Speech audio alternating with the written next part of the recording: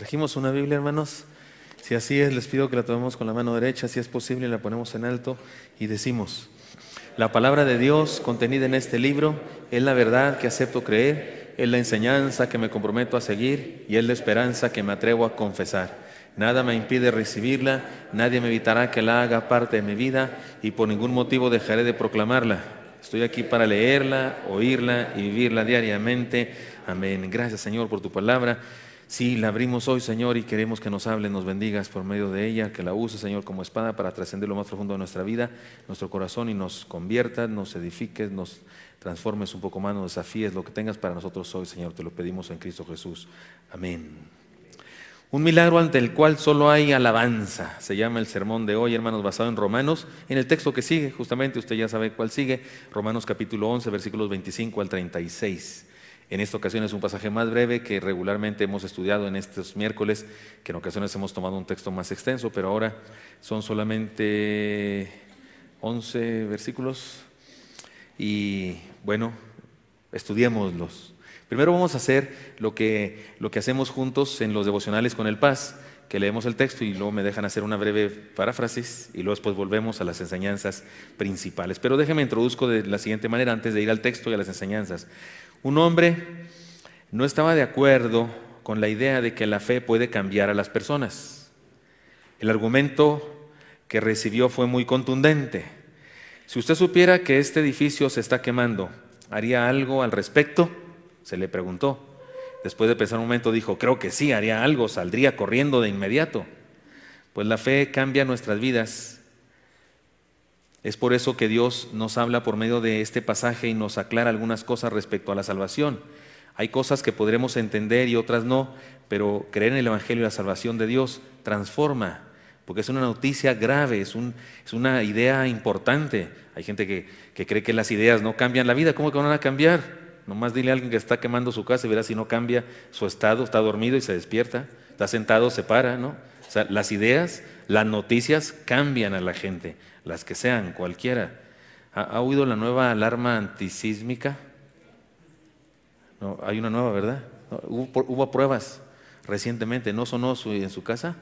Si no sonó, repórtelo porque fue una prueba para saberlo, pero ahora es diferente. Se supone que es más, ¿cómo se dice? Más, ¿qué palabra usaron?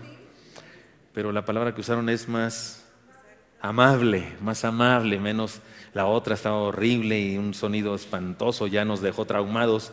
Dos veces el mismo día, separados, ¿cuántos años? 85 y 17, ¿cuántos son esas? 32 años y el mismo día. Claro, algunos son demasiado jóvenes, no les tocó las dos veces, pero ¿cuánto nos tocó las dos veces, hermanos? Para que se note la clase de edad que tenemos. Hay cosas que podemos entender y otras no, pero creer en el Evangelio y la salvación de Dios transforma.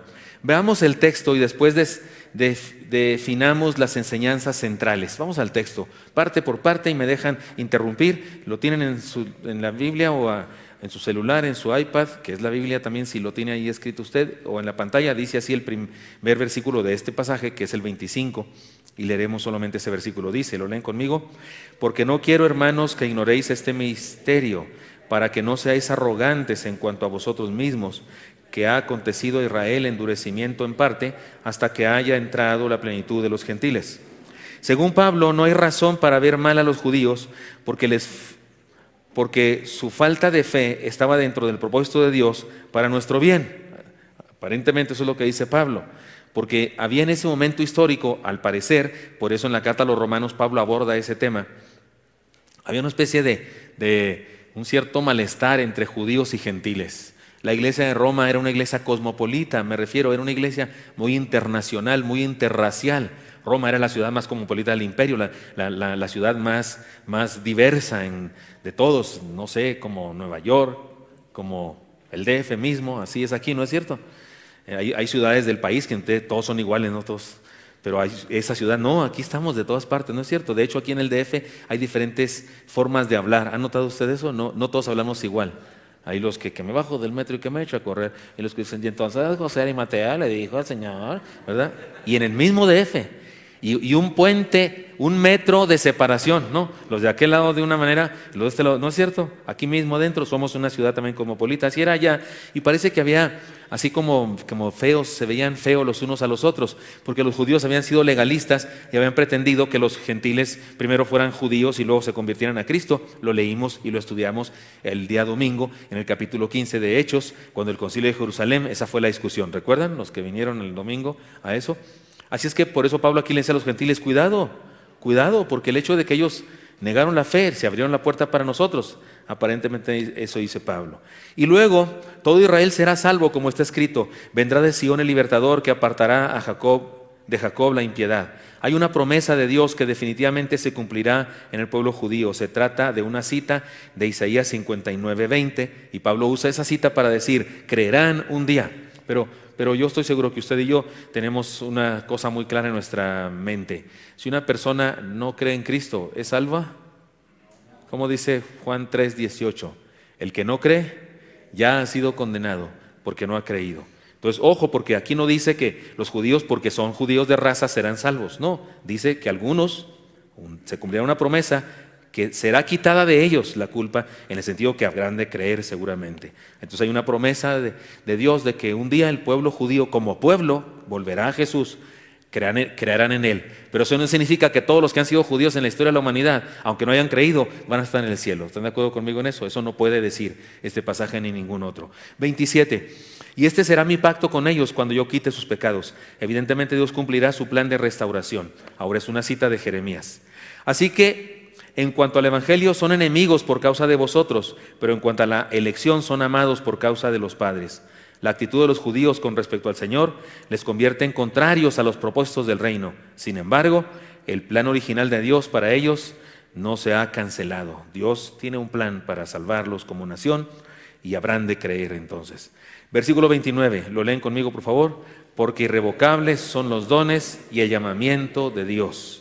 Una oportuna declaración respecto a la inmutabilidad de Dios. En este versículo y en otros muchos más se basa la doctrina que usted y yo en esta iglesia creemos de la perseverancia de los santos. Una vez salvo, siempre salvo, porque irrevocables son los dones y el llamamiento de Dios.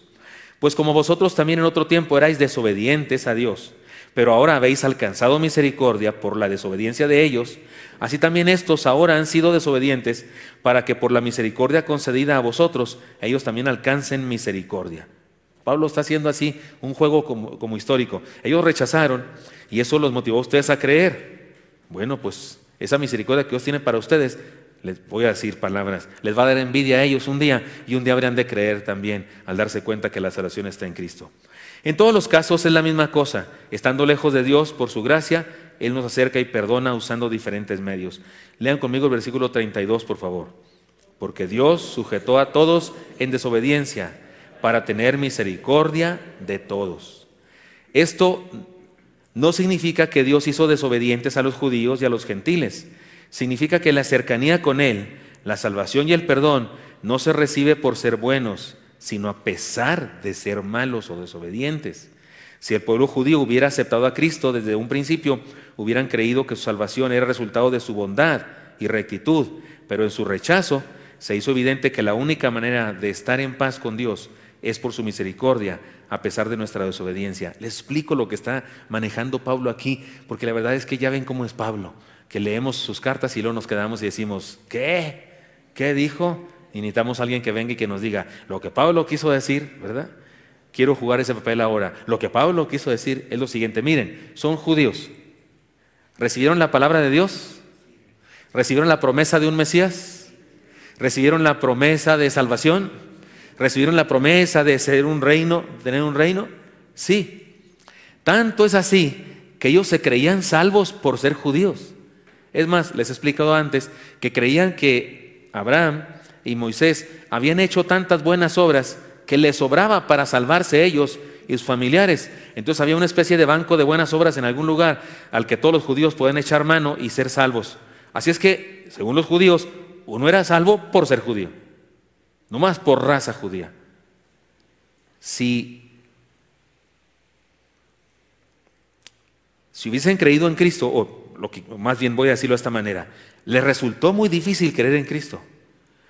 Les resultó más sencillo rechazarlo, porque lo primero que tenían que hacer para aceptar a Cristo es lo primero que tiene que hacer todo ser humano para aceptar a Cristo. ¿Qué? Reconocerse pecador. ¿Y qué creen? No se reconocían eso. Soy salvo. El gran problema de Juan el Bautista como predicador, como profeta, fue que pedía que se bautizaran todos, incluyendo los judíos. Los rabinos judíos, los fariseos, bautizaban gente, pero nunca a un judío. Bautizaban a gentiles que se querían hacer judíos de religión. Son los llamados prosélitos. Se hacían judíos de religión, aunque eran de otra raza. Pero un fariseo, un rabino judío, nunca hubiera bautizado a un judío. ¿Por qué? No le hacía falta, ya era salvo, ya es del pueblo de Dios, ya está dentro. Se bautiza para que esté dentro, pero si ya está dentro, ¿para qué lo bautizas? Y llega Juan el Bautista y les dice a todos los judíos: bautícense. Y eso es lo que les pone de malas. ¿Por qué? Si yo ya soy judío, ya soy salvo. Y Juan les dice: están perdidos, igual que todos los gentiles. Y ese fue su grave problema. Ese fue su gran barrera para entregarse a Cristo, que debían aceptar su perdición. Bueno, el hecho de que no lo aceptaran y el hecho de que el Evangelio fue proclamado a los gentiles les hace entender a los judíos, y un día como pueblo lo entenderán en conjunto, que la salvación no es por raza, que no es por ser judío, que es por gracia, por creer en Jesús. Y de eso es de lo que está hablando Pablo aquí, en este pasaje en particular. ¿En cuál vamos?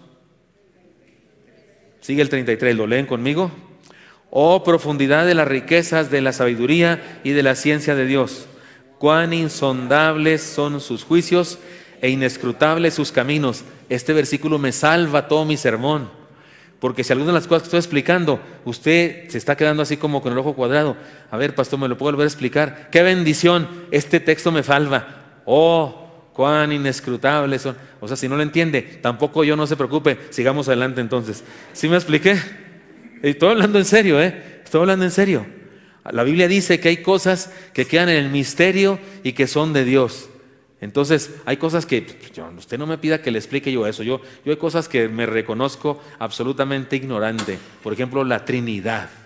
Jesús, Dios, muriendo y diciéndole a Dios a sí mismo: ¿por qué me has abandonado? Dios abandona a Dios. ¿Quiere que le explique eso?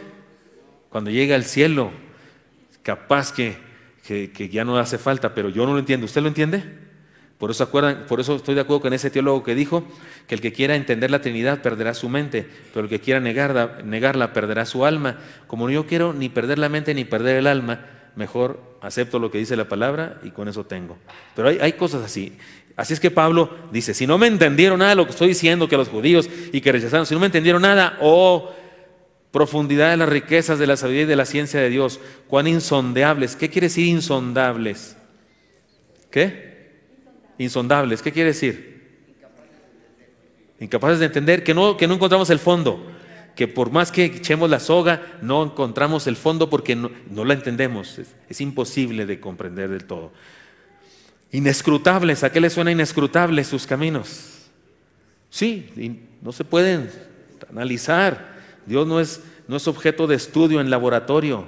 Por eso la palabra teología no me gusta del todo. Logos, estudio, tratado, teos, Dios. ¿Estudio de Dios? ¿Quién le dijo que a Dios lo podemos estudiar? Sí, Él es Dios, Él nos estudia a nosotros. Los ratones de laboratorio somos nosotros. Los minúsculos microscópicos somos nosotros. Él nos puede poner en su microscopio, pero nosotros estudiarlo a Él, no. Todo lo que sabemos de Dios es lo que Él ha querido revelarnos. Por eso la palabra teología no me gusta del todo, aunque la usamos porque es la única que existe. He aquí una declaración oportuna de la limitación humana. Es probable que no entendamos muchas cosas del plan de Dios. No hace falta que lo sigamos intentando. Lo que hace falta es que lo que hace falta es que estemos dentro de ese plan. Versículos 34 y 35, ¿los leen conmigo? Porque ¿quién entendió la mente del Señor? ¿O quién fue su consejero? ¿O quién le dio a él primero para que le fuese recompensado? ¿Se acuerdan? Estas preguntas son una figura literaria. Son una figura literaria, se llama pregunta retórica, que significa que en la pregunta está implícita la respuesta. Como cuando usted le dice a su esposa, si es que le dice a su esposa, usted, Román, ¿alguien te ama más que yo? ¿Qué es lo que le está diciendo? nadie te ama más que yo. Sí, y si no se sabe ese piropo, pues practíquelo, hermano, más seguido, por amor de Dios. ¿Acaso hay alguien que te quiera más que yo? En realidad estamos diciéndole, no hay nadie que te quiere más que yo. Así es esta pregunta. Así que si le quitamos lo figurado, si le quitamos la poesía, tendríamos que decirla, nadie entendió la mente del Señor jamás. Nadie es su consejero. Nadie le dijo a él primero algo. No, esto es casi una cita, no es exactamente una cita, pero es casi una cita de Job. ¿Se acuerdan cuando Job renegaba tanto con Dios? ¿Y por qué esto? ¿Y por qué yo? Si yo he sido bueno, ¿se acuerdan de eso? Y que se le aparece Dios, ¿se acuerdan? Y le dice Dios, cíñete como varón tus lomos. Me gusta esa frase. ¿Sabe qué le está diciendo? Abróchate bien los pantalones, amigo. Pero ¿quién contiende contra Dios? ¿Quién quiere hablar con Dios? Ahora guarda silencio, yo preguntaré y tú me contestarás. Y se agarra a Dios. ¿Tú pusiste a Leviatán en el mar?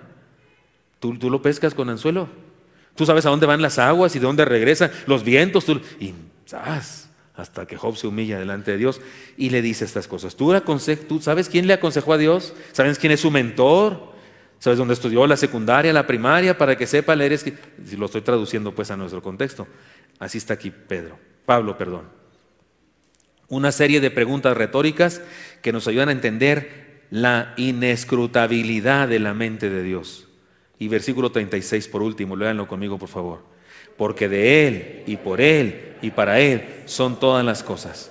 A Él sea la gloria por los siglos. Amén. Una declaración más, ahora de alabanza por la grandeza de Dios, ante la cual no hace falta reflexión y exactitud, sino sometimiento. Por eso se llama este sermón, un milagro ante el cual solo hay alabanza.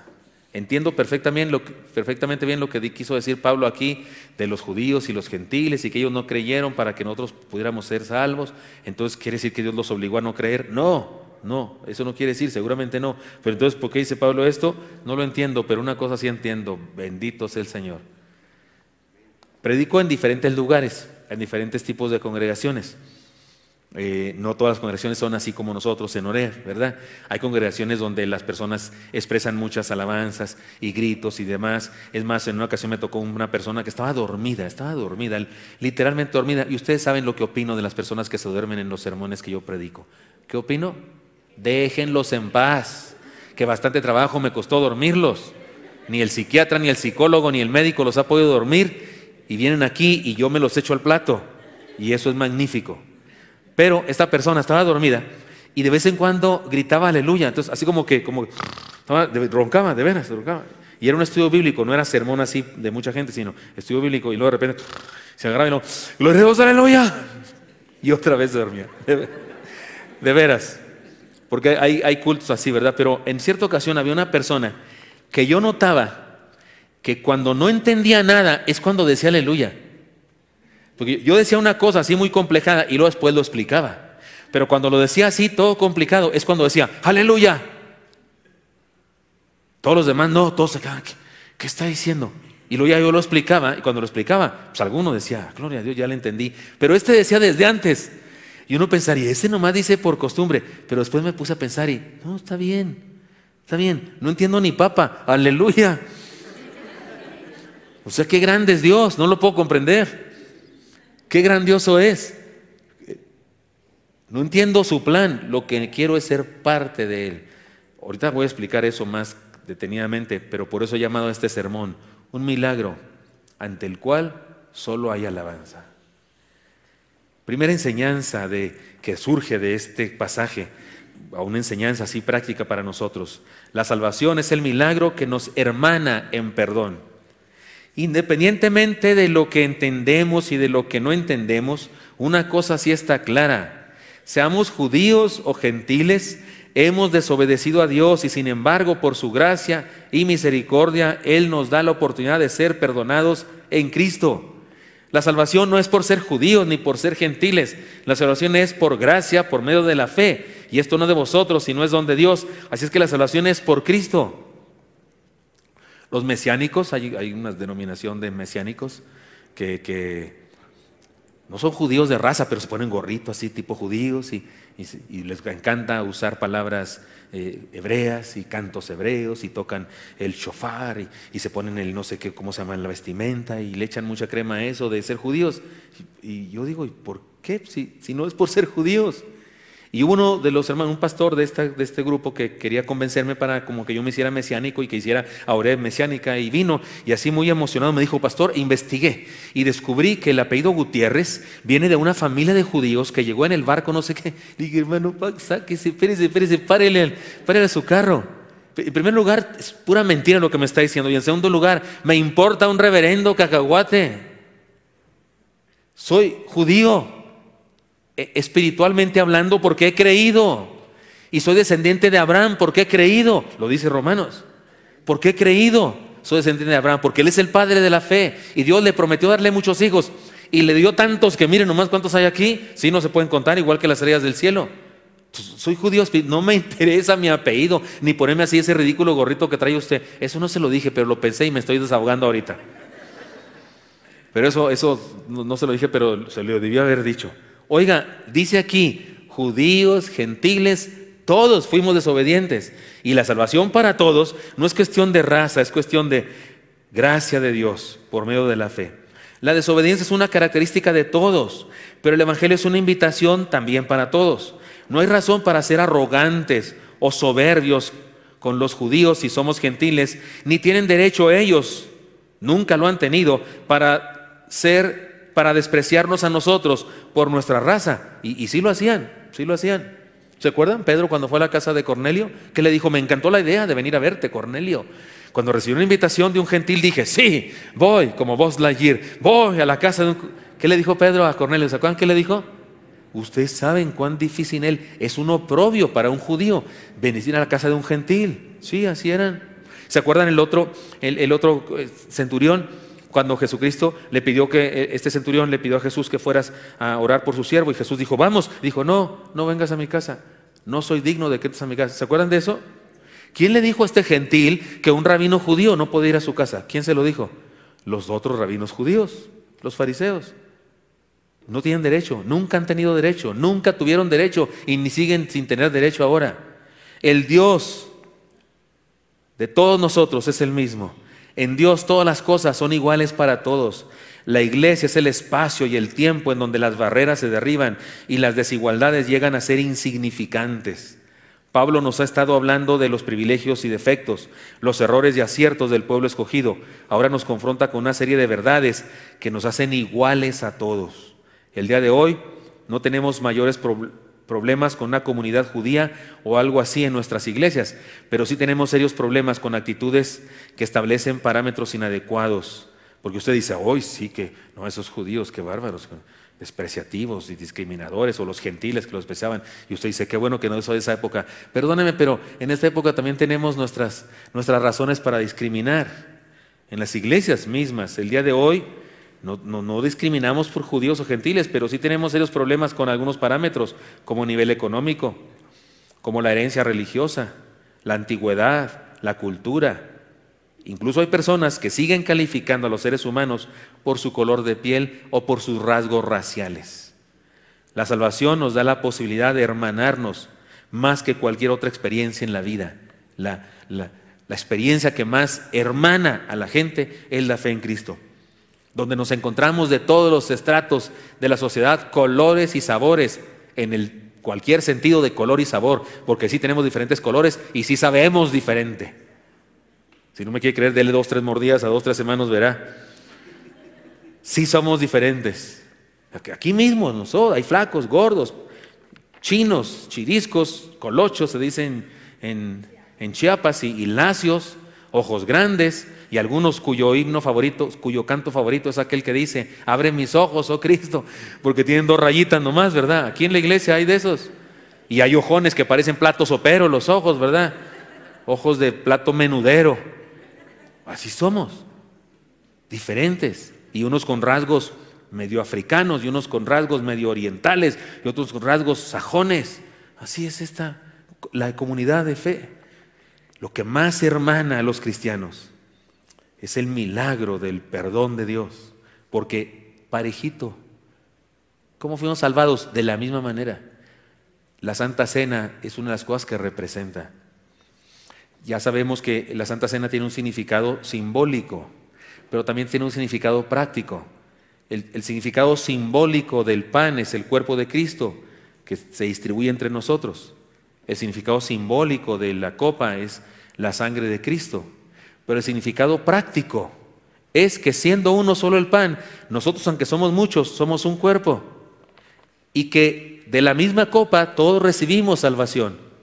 ¿A usted quién lo salvó, hermano? Cristo. ¿Y a usted quién le salvó, hermana? ¿Y a usted, hermana? Órale, el mismo. Entonces, están parejitos. Si a uno lo salvó no sé quién, no, es Cristo. Entonces, y en desobediencia, nos salvó siendo desobedientes. Entonces la salvación es el milagro que nos hermana. Dejemos fuera toda crítica, toda pretensión y toda actitud discriminatoria y vivamos la hermandad de la salvación. Es más, si nos ponemos estrictos, incluso en la iglesia hay discriminación espiritualoide. Hay quienes se creen más santos porque hablan en lenguas. ¿No hablas en lenguas? Uy, ¿no hablas en lenguas? ¿No tenés el Espíritu Santo? ¿No es cierto? ¿Nunca has tenido la unción de la risa? ¿Nunca te ha tumbado nadie? Porque algunos creen que porque los tumban ya por eso es la gran cosa. ¿Dónde está en la Biblia eso? ¿Dónde está en la Biblia eso de las tumbadas y esas cosas? ¿Dónde está eso? Pero hay incluso en la iglesia, así como castas espirituales. Si has experimentado o no has experimentado determinado fenómeno, eso sale sobrando. Parejos estamos todos. ¿Cómo se dice el dicho? ¿Todos coludos o qué? Aquí todos rabones, porque todos estamos en desobediencia y a todos nos salvó por la misma causa, por su gracia, por medio de la fe. Ninguno fue salvo por ser judío ni nada de eso. Además, la salvación es el milagro que nos asegura la vida. Cuando nos ofrecieron un seguro de vida, le dije a mi esposa, no sé por qué me compré un seguro de vida si la única manera de que funcione es que yo me muera. No se ha puesto a pensar, ya lo he explicado eso. Los seguros de vida sirven cuando te mueres. En realidad es seguro para los deudos, no para los beneficiarios. Los seguros de vida operan cuando morimos y benefician a otros. Deberían llamarse seguros de la familia, o seguros de un muerto, o la herencia de un muerto, seguro para los sobrevivientes o algo así. Si existieran seguros que garantizaran la vida, todo el mundo haría hasta lo imposible por obtener uno. Sin embargo, en lo relacionado a la eternidad y en lo relacionado a la plenitud de vida, si tenemos una posibilidad de aseguramiento, sí hay. La salvación en Dios es un don irrevocable, sí hay. Sí podemos tener un seguro de vida eterno, creer en Cristo, porque por gracia recibimos salvación. Dios no deja de amarnos cuando pecamos, ni deja de buscarnos cuando nos alejamos de Él, ni deja de hacer todo lo posible para redimirnos mientras tenemos aliento de vida. ¿Cómo dice el Salmo 23, versículo 6? ¿Se los sabe de memoria? Lo leen conmigo, por favor. Ciertamente el bien y la misericordia me seguirán todos los días de mi vida, y en la casa de Jehová moraré por largos días. Ya lo he explicado en otros contextos, pero hace necesario, indispensable explicarlo una vez más. Las palabras, los verbos que dicen me seguirán, ese verbo seguirán no es un verbo común en el hebreo. En el hebreo los verbos no son temporales como en español. En español los verbos dicen cuándo se hace la cosa. Corrí, correré, corro. En el hebreo son infinitivos todos los verbos. Es como si el verbo correr se dijera correr. Dice yo, en lugar de decir yo corrí, dicen yo correr ayer. ¿Sí me expliqué? Otra palabra dice cuándo lo hiciste. O yo correr mañana. Otra palabra dice el tiempo, pero el verbo no lo dice. El verbo dice cómo se llevó a cabo la acción. Y hay 7 raíces. 7 raíces que dicen cómo se lleva a cabo la acción. Una reflexiva, una raíz pasiva, pero hay una raíz, se llama piel, que se llama la raíz intensiva. Cuando usted se encuentra un verbo en hebreo y está en piel, usted no puede traducir comió. No. Usted tiene que traducir comió como bestia. Se lo tragó entero. Tiene que traducir porque es la raíz intensiva. Si se habla del verbo matar, usted tiene que traducir si está en piel y lo mató brutalmente o algo así. Y el verbo seguirán está en piel. No habla de seguir. No. No habla de una señora que camina detrás de su marido 3 pasos, porque así era lo que debían hacer las mujeres en aquella época, caminar 3 pasos atrás de su marido. No habla de un niño siguiendo a un corderito porque quiere jugar con él. No, ahí no se usaba piel. Se usaba el verbo seguirán, piel, cuando un ejército vencido iba persiguiendo enfurecido a un ejército, cuando un ejército vencedor iba persiguiendo a un soldado o a un grupo de soldados vencidos para acabar con ellos. Se usaba piel para referirse a una jauría de lobos persiguiendo a un venado herido. ¿De qué habla Dios aquí? Se lo traduzco como si Dios tuviera dos perros, 2 sabuesos de esos que saben bien olfatear y perseguir a cualquiera. Les dio a oler mis ropas y les dijo: síganlo a este amigo y tráiganmelo aquí, hecho pedazos en mi gracia y mi misericordia. Él nos persigue con el bien y la misericordia, que traducción al Nuevo Testamento sería con su gracia y su misericordia. Cuando la vida se torne difícil, ahora mismo tal vez, deberíamos recurrir a la experiencia de nuestra salvación. Vivamos la plenitud. La salvación es el milagro que nos asegura la vida.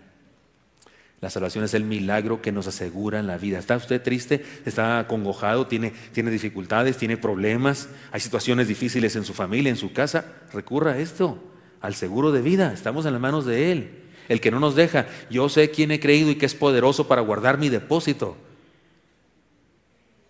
¿No es cierto? Dice así. Y nada nos arrebatará de la mano de Él. Y además, por último, la salvación es el milagro ante el cual solo hay que adorar. Los últimos versículos del pasaje son una doxología de pura alabanza. Puede ser que existan cosas que no entendemos del plan de Dios, especialmente en lo que se refiere a la elección, la predestinación y las cosas.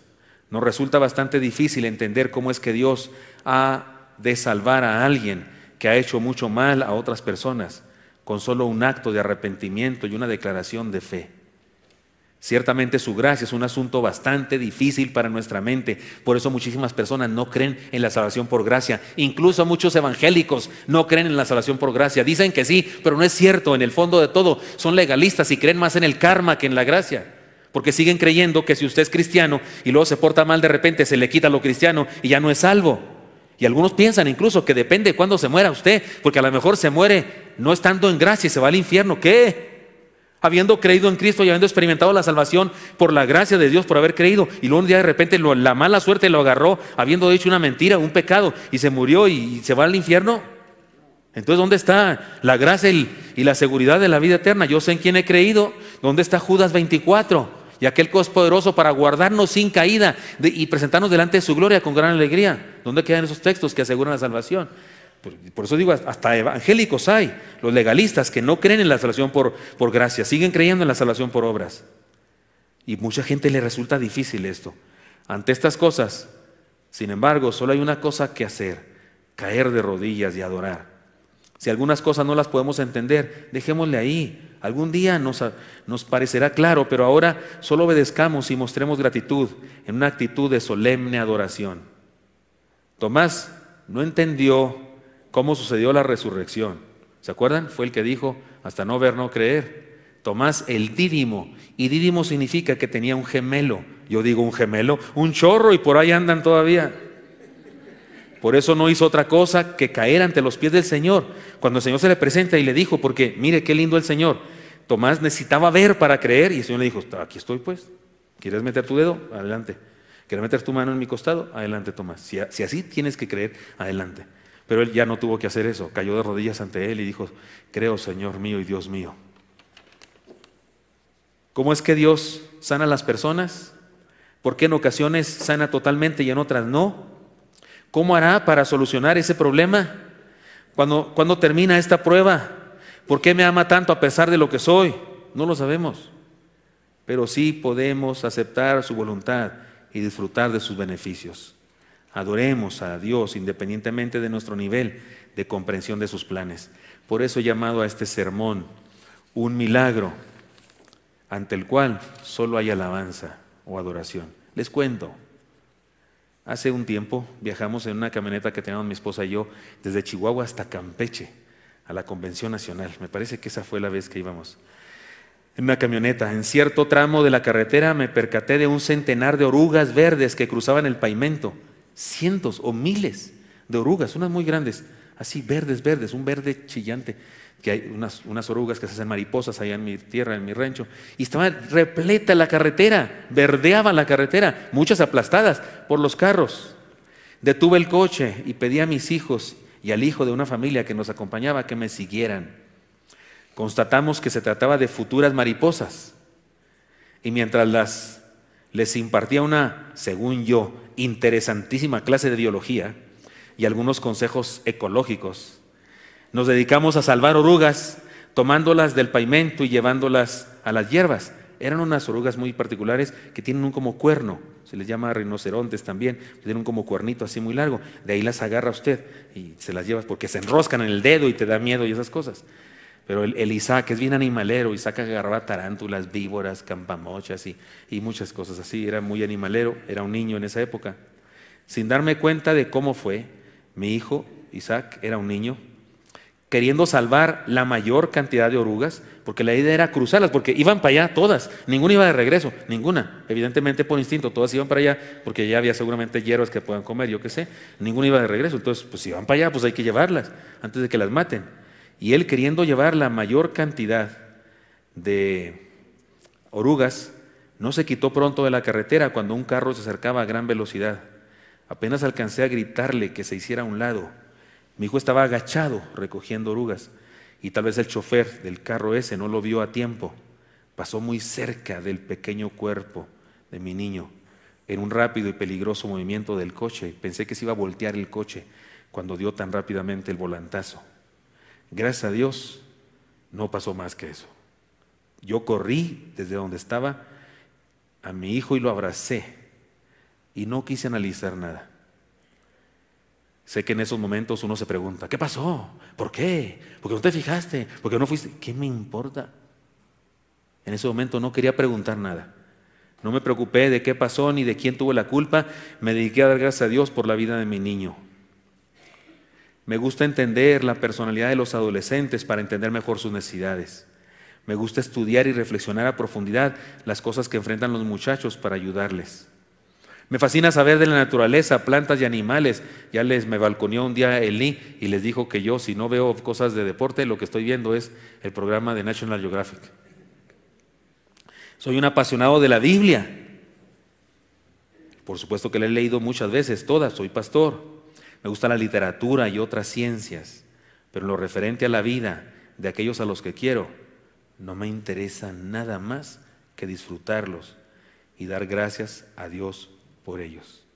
Sí leo de vez en cuando, y qué es la psicología, y lo que dice de los hijos y de los padres, sí leo esas cosas, porque hasta debo enseñar esas cosas, pero cuando los tengo cerca, me importa un comino eso. Quiero disfrutar de ellos y que disfruten de mí. La salvación es algo parecido a esto que estoy contando. ¿Lo entiendes? Yo no. ¿Cómo es que me ama tanto? No lo entiendo. Dice Marcos Vidal en una de sus canciones, ¿no? ¿Qué nos ve? ¿Qué nos ve? ¿Qué tenemos para que me quieras? ¿Qué tenemos? Yo no entiendo eso. ¿Cómo dio su vida? ¿El Dios eterno se hizo? No puedo explicarlo. No lo entiendo. Pero puedo disfrutarlo a plenitud. Nos hace ser hermanos en la conciencia del perdón, de un mismo perdón. Nos da seguridad eterna y nos insta a adorar a Dios sobre todas las cosas, la salvación. ¿La entiendo? No. Pero sí sé que me une a todos los demás, que igual que yo en desobediencia, fuimos salvados por su gracia cuando creímos. Eso sí lo entiendo. Y entiendo también que me da seguridad de vida eterna. Y entiendo que me insta a adorarle. Hay muchas otras cosas que no entiendo cómo funcionan. Que si los judíos, que si no la entiendo. Que si no creyeron para que yo entrara a la salvación, eso no me queda bien claro. Por eso en el mundo de hoy hay pleito entre hipercalvinistas contra hiperarminianos. ¿Ha visto usted las discusiones hay en el YouTube donde quiera? Y los hipercalvinistas diciendo yo no puedo creer en un Dios que no puede salvarte sin tu permiso. Y yo digo, yo no puedo creer en un Dios que pudiendo salvarte sin tu permiso no te salve. Porque la Biblia dice que Dios no quiere que nadie se pierda. Por eso sé que Dios quiere salvar a todos. Pero es responsabilidad del hombre decirle a Dios sí. Por eso no soy calvinista, porque sí creo en el libre albedrío. Pero esas discusiones que se traen, disfrutemos la salvación. Hay cosas, sí, si le echamos crema y estudiamos la Biblia, no, sí, no estoy hablando en contra de la teología, en contra de la reflexión, no, sí, échele ganas usted. Es más, soy maestro de nuestro seminario. Tenemos un seminario, ¿cuántos alumnos tenemos, hermano? 31, aunque en la clase pasada nomás pasaron 18, ¿verdad? Digo, no quiero balconearlos a los demás, pero ¿verdad que sí? Usted sí pasó, qué bueno, hermano. Pero tenemos un seminario y estudiamos la Biblia a profundidad. Pero, hermano, no dejes de disfrutar la salvación tan grande. Por eso, insisto, la salvación es un milagro ante el cual solo hay alabanza. Alaba a Dios, hermano, y disfruta de esta experiencia. Trata de comprender lo que más puedas, pero no a causa de no disfrutarlo de todo corazón. Disfrutemos esta hermandad que nos trae la salvación, porque nos fuimos perdonados por igual. Esta seguridad de vida eterna, esta posibilidad de saber que sí voy para allá, y por supuesto, nuestra adoración a Él. Como aquel hombre que yo decía cosas bien confusas y él decía aleluya. ¿Por qué decía aleluya? Porque decía, no entiendo ni papa, pero qué bendición que Dios me ama. Tal vez era lo que quería decir su aleluya. Así digamos usted y yo, aleluya, ante las cosas. De hecho, hay cantos que dicen cosas maravillosas del amor de Dios. Y usted y yo, amén, aleluya. ¿Por qué? Porque creo en eso, aunque no entiendo cómo funciona. Nunca he ido a ver una cascada, a ver un arco iris. Allá en Chiapas hay un lugar, se llama Misoljá. Si vio usted la película Depredador, ahí donde Schwarzenegger, ¿es Schwarzenegger? No. Sí, donde va corriendo y se cae en así como un resbaladero de puro lodo, porque lo va persiguiendo el monstruo ese, y de repente se va levantando y de repente salta así, y es en una cascada y cae en un lago. Ahí la filmaron, en Misoljá. ¿Qué hace uno cuando llega ahí? Aleluya, gloria a Dios. ¿Entiendes cómo se formó eso? A lo mejor viene aquí ¿cómo se llaman los que estudian eso? Un geólogo, alguien, y nos explica. No, sí pasó esto, porque las capas de la tierra y no sé qué, las etapas en la época del Jurásico y en la época no sé qué, me explica, yo qué sé, pero sí, está bueno saber de vez en cuando tantito, por lo menos, aunque sea, o si me dedico a eso, pero a mí me hace decir, aleluya, gloria a Dios. Y si lo entiendo mejor, pues más aleluya, ¿no? Porque qué bárbaro, cómo es Dios maravilloso. La salvación, hermano mío, disfrútela. Es un milagro ante el cual hay alabanza. Señor Santo, te doy gracias, porque mis hermanos y yo podemos experimentar la salvación, esa que no comprendemos del todo, Señor, esa que resulta tan increíble para mucha gente, tan difícil de comprender para muchos, que solo sea por gracia, que con solo creer, les dicen los inconversos, los no cristianos, no nos creen, se burlan de nosotros, nos critican, los molestamos, hasta se enojan, Señor, porque les decimos que así es solamente, que no es por obras, que no es haciendo nada. Permítenos a mis hermanos y a mí, Señor, adorarte por causa de eso. En el nivel de comprensión que tengamos de la experiencia y del milagro, que te adoremos sobre todas las cosas, que nos unamos porque hemos sido perdonados, que experimentamos la seguridad de la salvación y entonces te adoremos. Señor, bendice a mis hermanos y hermanas. Sigan orando, mis hermanos, ahí en su lugar, por favor, sigan orando y digámosle al Señor ahí en nuestra intimidad, Señor, aquí estoy, bendíceme, gracias por la salvación, aleluya, gloria a tu nombre, Señor, por la salvación. No entiendo cómo es que me amas y cómo es que a pesar de lo que hago me sigues amando y cómo es que a pesar de que te fallo me persigues con el bien y la misericordia. Pero, Señor, aunque no lo entiendo del todo, lo disfruto y te digo, alabado seas, bendito seas. Dígale ahí en su corazón lo que sienta nuestro Dios. Escúchanos, Dios, por favor, y bendícenos, te lo pido en Cristo Jesús. Amén.